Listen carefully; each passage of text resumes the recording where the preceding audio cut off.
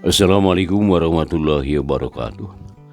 Wargi YouTube dina channel @mandina mara. Kumaha sadayana daramang dengan ieu wargi. Pamugi bae sararehatnya, sehat jasmanina, sehat rohanina, digambirkeun rezekina oge, ditebihkeun balaina aya dina lindungan atanapi panangtayungan Allah Subhanahu wa taala. Amin ya rabbal alamin. Tetapi san dipihar sim kuring siang kalian wengi. Wargi anu jeung ngantos dongeng Sunda dina judul ngadu teluh wargi karangan Kiliksa bagian ka-63 kanggo dinten ieu hanca urang katunda bagian ka-62 urang nyarioskeun harita Aji Barkum parantos aya di bumi deui saatosna anjeunna ti Cikao ribut sareng Satar sareng Astam sareng Padinya ahli warisna tanah Bu Idah teh. Kumarjing naik carita wargi manggal dijengadamkeun dugikeun ka rengsana bae. Wargi Ibu Haji rada gugup buru-buru harita ngakalan salakina bisi kumaha onam. Katingalina leuleus lain panyakit, lain aya nu landasa, ieu bakat tingku capek, ditambah teh kerajet, pikirna nungsing, ubarna teh dibari nginum cipanas. Atuh terus harita sina sarsarap nya rada cenghar deui. Uniang bisa hudang gek diuk, Bu Haji emok haripeunana melong kana beungeut salakina nu sepa. Kumaha hasilna di Cikao teh? Aduh, gagal kami teh. Dasar inditna ge geus rewel loba ka ngejeun. Datang kali itu geus teu bisa ka dipungkir deui. Sial jeung sial we. Aweuh anu pikaresepeun pisan. Ceuk Aji Barkum bari regot harita nginum deui manehna. Sial kumaha? Apaan aya si Ian di ditu teh? Piraku atuh henteu ngabantu pisan. Jeung deui atuh ka mana tari si Keke kapanggih henteu? Kitu ceuk Bu Haji heraneun, hatena jadi sesebelakan. Ari ngadenge kitu mah. Tah ieu jadina nu mata kami mah henteu salah-salah teuing. Hayang buru-buru neangan teh bisi kumaha onam. Sebab geus beda rasa. Buktina ayeuna si Ian nya tah jeung si Inoh geus eueuh di Cikao. Si Keke ge teu kapanggih. Marena teu kanyahoan teuing ka mana ta inditna tah. Nganu jelas sakabeh harta nu kalilirkeun kagundamkeun teh ayeuna mah geus aya nu nyaka. Aya anu ngekeuweuk hese di cokotna. Naha? Bu Haji harita calohok. Si Astam jeung si Parid ahli warisna araya keneh. Malah tarekah anu meunang tata harti baheula gagal total. Teh tabakna si Ian gebleg tah teu meunang dipercaya. Lain ngabelaan ka lanceuk teh kalaka kabur ninggalkeun lembur Cikao. Haji Barkum kukulutus ngabudalkeun ka keheulna ka pamajikanana. Atuh mani ngahuleung Bu Haji teh. Tapi ngahuleungna lain handieur ku harta banda. Dati baretoge teu pati nafsu kana harta. Jadi ngahuleung teh malang ka si Ian.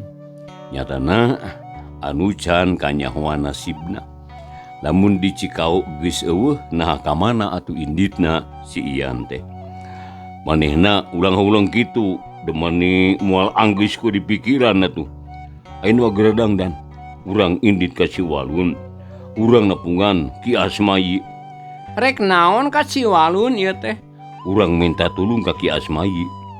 Kumaha carana ngarengsekeun ieu pasualan. Ya, ari sabab geus jelas ditaragal ku kasar mah moal beunang. Di Cikao geus kuat pagerna, hese di bedahna. Taina mah urang ku jalan lemes. Bari sakalian neangan barudak. Pan Kang Haji capek keneh. Jag-jag eunang mah. Jeung teuing lah capek mu isan mah jama ke lah lalaki. Sok buru-buru geradang dan ka itu. Wargi Bu Haji harita teu wani baha. Terus nangtung leos ka pawon mereskeun heula hanca pagawean. Ari Aji Barkum ngabaheuhai harita bari mikir. Jadi ngabayangkeun kaayaan di Cikao anu keur Sukabunga. Sedengkeun apaan ari manehna mah manehna sorangan keur mejenas di Kingkin. Loba ka keheujeung ka handieu. Nyapoe eta keneh Haji Barkum jeung pamajikanana terus arindit ngajugjug ka lembur si Walun rek nempungan Ki Asmayi tukang baruang tea tukang teluh negeus matu langganan Haji Barkum. Ngan di jalana teu bisa gancang ari sabab Haji Barkum ngan ukur nganalkeun tekad jeung nafsu tea. Kekuatan awak mah geus ripuh. Teu wudu rada lila di jalan teh da teu kaur maju mes-mes eureun mes-mes ngarandeg. Cag urang tunda heula nu keur aya di setengahing perjalanan kahareup ka samper deui. Wargi ayeuna urang malikan heula ka tukang. Nyatana nyaritakeun Ian jeung Inoh anu kapaksa kudu turun ti imahna diandih ku Astam jeung Parid. Nya harita teh Inoh cari nakdak sedih jeung hanjelu manehna.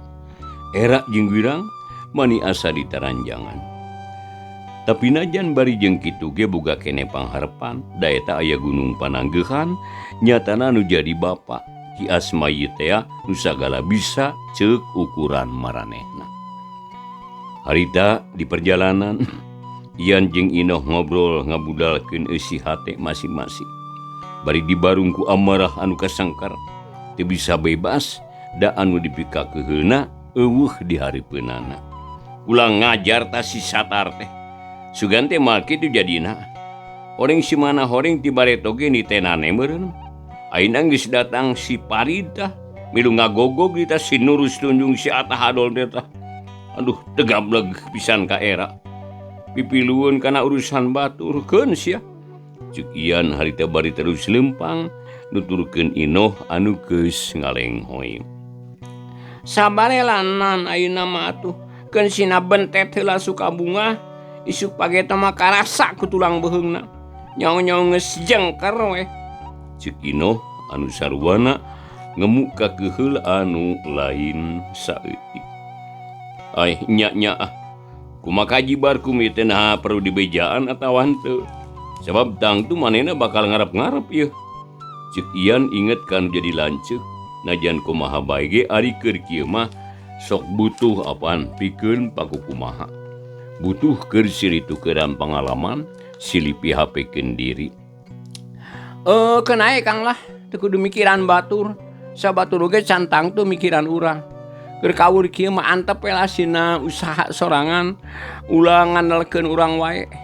Kabuktian ayeuna nu riweuhna jeung wiwirang mah geuningan urang duaan. Manehna mah senang-senang we. Si Inoh setengah murang maring kabanga barerang ambek ka sarerea. Nya keunai atulah butuheun mah sina ini teh lah ka Cikao. Kitu ceuk Ian bangun pasrah. Angin leutik ngahiliwir wargi. Langit rada angkeup atuh teu panas teuing harita teh. Rada nulungan kanu keur aya di perjalanan. Tapi kacape mah henteu ngurangan. Anger we lungse atuh kesang ngucur suku oge pargel. Manuk recet di sarada dang daunan ting arulang aroyag diregugupai. Ngabagiakeun kanu kakara datang. Ian jeung Inoh nikreuh lempang jauh hayang buru-buru nepi ka kolotna tea. Jadi lempangna jauh tea di wargi. Wanci sareupna di jalan keneh da lempang nanti bisa gancang tea. Jalan ukur ka Ciridemeng-remeng anu lempang patuyun-tuyun rametuk jeung reungit napu ting harieng kana ceuli. Jangkrik jeung gaang reang di sarada ditambah ku cari cangkas jeung bebenceh. Atuh sesoer embung tinggalkeun gandeng mapaesan jemplingna peuting. Wargi kira-kira sareureut budak. Kakara nepi kanu dijugjug sarta dipapag guting cungunguna anjing babaung. Aneh pengguge ongkoh imahna teh jauh ti batur, anggang ka tatangga, tapi lamun peuting sora anjing tararepeh, mata gandeng jeung keung. Srog Ian jeung Inoh teh kahareupeun imah, terus mancat kana golodog, kakatrok bari pupuntenan. Mangah! Ceuk ti jero imah disusul ku sora nu lempang dina palupuh. Kolotrak berai panto muka, Ari lo teh Ki Asmai. Ai nah, ieu teh peuting-peuting teuing. Iap ka jero. Ceuk Ki Asmai ngabageakeun. Bus-bus ian jeung Inoh teh arasup ka imah, brugpan teh ditutupkeun ku Ki Asmai. Nuduaan bangun ka cida capena, blek bae diuk setengah meubitkeun maneh. Kantong ditunda terus ngaleh-leh. Kesa ngucur suku asa heuras jajantung ratu. Padahal lain kakara lempang jauh teh, ieu mah perbawa hate nu rajet, pikiran kusut. Wayah kumaha teh cek kaojang. Nah puting-puting teuing yeuh. Teu siang mios mah Pak. Sareng deui teu aya rencana ti anggalna. Nya ya naon atuh asa luas teuing ieu teh. Ceuk Ki Asmai colohok. Atina ngarasa heran jeung melang ka anakna deui. Lalakonna panjang Pak. Tapi nangkewe lah ari salse. Ayeuna mah abdi teh capek teh.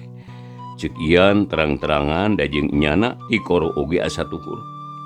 Beungeut pating areab deui. Kesa ngagarajag asana teh kalaka tambah juuh padahal di luar mah hawana tiis. Nya heuh enggat numpek leueuh heula. Ke baparek nyokot cianut. Nu tiis we Pak. Ceuk Inoh. Oh aya nu tiis ke lanon. Ki Asmai harita nu umurna maju ka kolot. Sarta buukna geus patengah jeung nu bodas. Urusuhan muruka pawon nyokot teko jeung gelasna sadua-dua. Atuh tekeng selila geus datang deui. Sok-sok nunda gelas. Curu dicician cai enteh tiis. Jadi teu loba omong gek dariuk ngariung sarta ting haruleung teu puguh rasa. Ian jeung Inoh ting suruput nginum harita. Atuh Ian mah teu cukup ku sagelas geuningan mani ngaleklak kokomoan. Geus kitu ngadayak dagana bilik sukuna nyang hunyar. Bapa mah da penasaran ieu teh. Aya ngeburu-buru nyaho ieu teh aya naon ieu teh. Da eta geuning asa beda ti sasaria. Katenjona aku bapa mah jiga-jiga keur mareunang kasusah ieu teh nah aku naon. Ceuk Ki Asmai geus teu sabareun pisan. Atina melang kanu jadi anakna. Laras Pak. Abdi teh nuju kenging kasusah, kasedih jeung kakeheul. Pokona mah aya hinggana. Pokona mah numpuk we. Ngagunung ngajadi hiji Pak. Aduh, mani asa lungse abdi teh capek hate jeung capek awak asa di parak-pak. Kitu cenah ceuk Inoh bari legut nginum deui kesang tambah juuh. Elu aya naon atuh jeung kunaon ieu teh? Pak, sagarupi nu dirancang ku urang teh gagal Pak. Sakawitna abdi teh gede hate margi ka ngaji lengsar. Gaya naon teh karewelan lah, karewelan naon. Rencana urang lancar kantun ngantos hasilna wungkul tah. Tapi teu ku hanteu kalayan teu disangka-sangka anak kurutak teh anu datang. Nyatana si Astam jeung si Padid anu disangka geus modar teh tah. Ayeuna teh beting terojol da datang. Wah kacau suraco teh. Geus teh bisa diharapkeun bakal hasil. Mun maksa matak cilaka. Sabab maranehna teh galak jeung paling tergelut deui. Ceuk Ian manehna rumasa ka titi pangarti ku Padid jeung Astam. Wargi masih ngadaungkeun dongeng Sunda dina YouTube dina channel @mangdina-marah. Atuh ka wargi anu nuju ngadaungkeun ieu dongeng saha bae di mana bae alamatna nya. Bau istri atau nabi pamegetna anuna. Kasadayana uli jeung ngadaungkeun duikeun kareng sena. Ulah hilau warginya subscribe, like and share na oge bunyi naon loncengna gitu pang mencetkeun wargi. Atur nuhun sateu acana. Oge kawargi sadayana mangga atuh ulah seuting kapihatur urang teras lajeng kena ieu carios ngadu teluh karangan gelik sabagian nu kagenep tilu. Aku tante kitu cek sekali caritakeun kabeh sekalian maksud deh. Na kumaha tuh lalakonna. Bapa mah ieu teh jadi penasaran yo. Ceki Asmayi bari ngarekepkeun silana. Ya teu talangke barabat ian teh ngaguar lalakon anu kajadian di Cikau teh. Dibejakeun kabeh teh anu di Kilungan. Eueuh disumput sarindungkeun. Nya pungguh Ki Asmayi teh nepi ka gogodeg tina awahing ku Hanjelu jeung jadi hate. Anakna nepikeun katurun ti imah bari jeung teu meunang mawana naon iwal ti pakean. Ki Asmayi kekerotnahan amarah. Paromana beda jeung tadi kawas anu kasipu ku nafsu kagoda ku amarah. Kahudangkeun ka keheulna kasundutan ku caritaan ian. Kurang ngajar. Ari kitu mah sarua jeung ngece eta ka bapa. Ngajak ijen ngadu jajaten tah hayang nguji pangabisa. Teu sangka horeng aya anu kaumawan ieu eta nya. Ceuk Ki Asmayi anu memangna salilana ge manehna mah purah ngagugulukeun karena kagorengan teh. Jauh tina rasa tanggung jawab. Jadi ente sendang hatena lamun ieu teu nyieun kajahatan teh. Leres pisan kitu Pak. Ieu mah lain ngahina ka abdi wungkul, tapi mapai ka pahuleungeun. Bapa ge kacacanak. Samali mah Pak, si Pari dugikeun ka Nangtang. Najan rek ngadu tuluy ge hayu cenah. Ngomong kitu eta si Pari. Ki Asmayi curing hak. Nyamuhun Pak, kitu Nangtang teh. Resakeun sia dikira ngarek sieun. Dikira ngarek munur setan telu nu talu ka aing sanagara. Moal kakurangan, moal kalebihan ku batur. Awas jagoan mangsana tah. Tunggu waktuna ditewaran sia kabeh wae. Mugi suarane mah ulah ka mamananya, ulah cabalilahan. Cicinga di dieu teh jeung bapa. Soal jibar kumaha keun antep lah. Butuheun mah pasti datang ka dieu. Teu kudu dibejaan, teu kudu ditepungan. Ceuk Ki Asmayi tandesna keur. Nuhun ari kitu mah Pak. Adi bingah mungpingna oge atuh. Ceuk ian. Tapi Pak abdi mah can sugemaha teh, can legreg page, can leler pikir. Lamun can ngadenge bejana ngeunaan kojorna si Pari jeung si Astam. Duanana kudu jadi bangke gancang-gancang tah. Kitu di si Satar, si Keke, pokona mah kabeh lah. Urang Cikau mah gempur. Ceuk Inoh harita ngabudalkeun ka keheulna. Ari kabeh mangke heulaanan ya. Bakal bahaya eta ka urangna. Nungtutan na hiji-hiji samalah mah eta ulah ku teluh gencang teuing. Urang bere orji teh heula tawa baruang supaya diganggayong tah lila nyerina lila balangsak bandana sina beak keur tatama sina beak keur ubar aber. Geus beak urang tuar jelemana urang parabkeun ka jurig lah. Ceuk Ki Asmayi geus teu asa-asa nyarita kitu. Jadi boga rasa yen dirina anu geus wawuh pisan jeung bangsa siluman, jin jeung setan nu jarahat. Muhun Pak, tungtutane alaan tuman pokona mah. Ceuk Inoh di keuna kumaha bapa eta mah. Geus ulah jadi pikir. Sabab ge moal ngantep ka anak anu keur menang tunggara. Kanyeri anak kanyeri bapa atuh kasusah anak kasusah bapa. Kabunga anak oge kabunga bapa deui. Ceuk Ki Asmayi ngababaraha teh ian jeung Inoh. Atuh geus ngadenge kitu mah duanana ngarasa regreg teu honcewang cara tadi. Wargi geus kitu mah sarerea ngarasa tenang weh. Boh ian boh Inoh hatena asa regreg teu loba tingkah keuheul ngan sabalikna Ki Asmayi salaku kolotna maninga geremet hayang geuraprak ngajajal pangabisana pikeun mulangkeun ka nyeri ka pihak Astam jeung Parid teh. Gancangna carita wargi ian jeung Inoh tetep tumetep di lembur bapana nyatana di Ciwalun teh. Atuh lamun beurang arulin ka kebon ngadon ngalaan lalab ngala jambu jeung sajabana bari digawe sakadugana tah. Kana naon bae manehna nu bisa. Peuting ngobrol jeung bapana silih tukeran pangalaman. Malah harita Ki Asmayi meti nerunkeun elmuna. Nungtutan dibikeun ka Inoh kanu jadi anakna.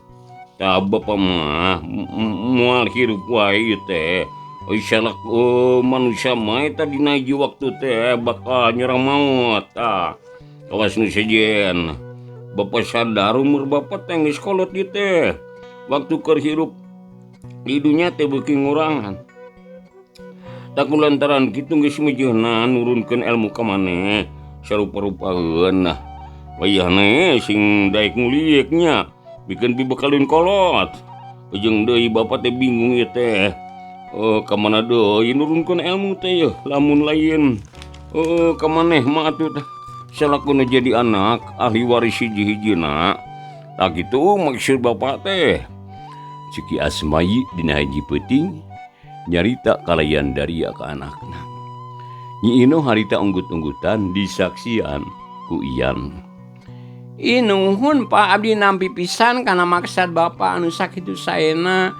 Tapi kumaha pami Kang Iyan sina sesarengan diajar.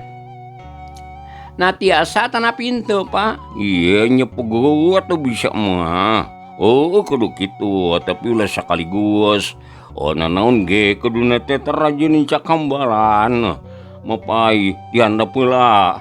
Pan sakola ge kelas 1 ulah lain. Semuhun Pak. Nya kitu we ayeuna mah. Nepi ka tengah peuting wargi kitu bae eta teh tuning teu aya kabosan. Wargi kawas anu geus terus rasa. Kawas nu geus meunang ilapat. Yen Ki Asmayi kudu buru-buru nurunkeun elmuna bisi datang manten sarangan ti pihak musuh. Lamun anakna kosong melongkong, bener kosong melongpong, kawas songsong, di mana aya anu merangan teh bisa cilaka mun kosong mah. Peuting saterusna kitu deui wae nepikeun ka ngarasa betah Iyan ge. Jadi katagihan hayang deui resep cenah keur nambah-nambah pangalaman. Ngananjakan ilmu anu diturunkeun ku Ki Asmayi teh ilmu nu salah. Ilmu nu moal ngajamin kana kasalamatan dunia akhirat. Malah masa balikna bakal nyilakakeun kanu nyakelna. Tapi dadasarna ge memang kitu, Inoh jeung Iyan teh kalah atoh. Asa ayaan ngabobotohan, asa aya nunang tayungan. Jadi duanana saregut naker diajarna teh.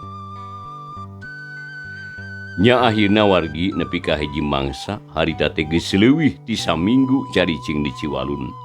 Geus betah deui teu ngarasa tumarumpang eueuh basa ngarumas betah bae cicing di imah mencal oge. Urang kecapkeun wargi dina hiji poe. Kaparengan harita teh pasesore. Panon poe oge karak surup tong ngeret reang di sarada. Angin leutik ngahiliwir. Manuk recet di sarada, Iyan jeung Inoh dariuk dina golodog, geus beres pagawean, geus nyangu geus nanaon kari ulin teh sanyana. Nya barang keur guntreng catul kitu wargi, guntreng ngawadul lah. Tentang-tentang ti kajauhan anu leumpang duaan. Beuki lila beuki deukeut sarta beuki katara rupana. Iyan curinghak da moal kasamaran nu datang teh sidik lanceukna. Nyai, itu tenjo saha tuh? Cengkat bari nunjuk harita.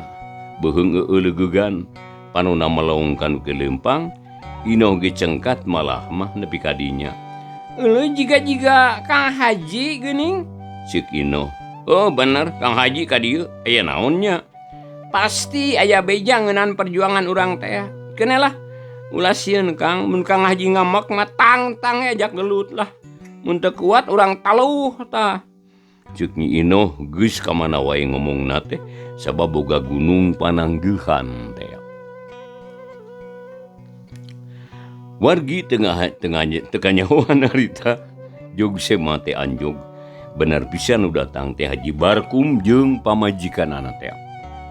Malah mah mani colohok barang gok dibagiakeun ku Iyan jeung Inoh. Geuning geus araya di dieu, syukur Iyan maneh salamet. Aya berkah ceuk, salamet abdi teh ari lahir mah. Kumaha damang Kang Haji? Iyan munjungan ka Haji Barkum. Cager euy, syukur aya di dieu mah. daku dewek geus ditaksir pas dia di dieu. Tapi ka mana si Keke? Aya ka dia aya atawa eueuh tah? Cik Haji Barkum keukeuh hayang tepung jeung si Keke. Ari sabab si Keke kunci pikeun manehna. Rusiahna dicekal ku si Keke. Nu mawi teh aya Kang Keke maduka ka mana tah? Ian saheulaan mah ngabohong can nerangkeun usanyana. Mangga kalebat atuh Kang Haji. Inoh nita ka jero. Mangga nyai mangga. Kemana itu Ang Rama? Aya di pengker nuju ngomesi jaluk tadi teh. Kan urang sahuran atuh. Haji Barkum jeung pamajikanana harita arunggah ka imah wargi. Serta dituturkeun ku Ian, ari Inoh mah ngoreleng ka pipir imah, kebat ka tukangan pawon. Ngabijaan kaki Asmayi anu keur ngusapan punduk si palung teh anu sok ngageuingkeun mun janari. Pak, ya tamu, Pak. Ceuk Inoh, saha nyai saha? Cenah bari ngareret. Kang Haji ti lamur bitung malima sareng eceuna deui. Oh, kena ejek jika tuh ka ditu sangareupan heula lah. Isuguan saya ya bapare kecayeu lah yo. Ya saburat yo. Ceuk Asmayi terus ngasupkeun hayam jagona kana paranje. Leos ka pancuran mani rusuh kawas aya nu ngabebereng. Inoh asup di lawang panto terus keprak-keprek nyayagikeun keur nyuguhan semah. Cai enteh jeung lalawuhna cau Ambon sasikap terus diwadahan kana baki regeyeng dibawa ka tepas. Alah, ulah ngarepot teuing nyai keunai da lain semah ieu. Ceuk Mbah Haji jiga nu eueuh tayang disuguhan padahal mah ti koro tuhur. Geus hayang nginum ti tadi keneh. Lah arina naon teh? Da kami mah yeuh aya nginum jeung deui. Waktosna wargi sadayana teu nyekapan.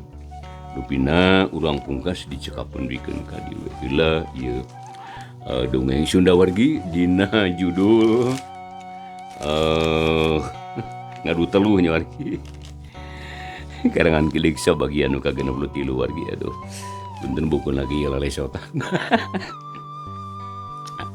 Bagian nu ka-63 wargi dicekapeun deui ka dieu bae pamugi katampi kalian kabingahan. Insyaallah wargi nya ngadu teluh bagian anu ka-64. Enjingna waktos nu sami urang lajengkeun deui. Atur nuhun kepada sasanana wilujeng baturai. Wassalamualaikum warahmatullahi wabarakatuh.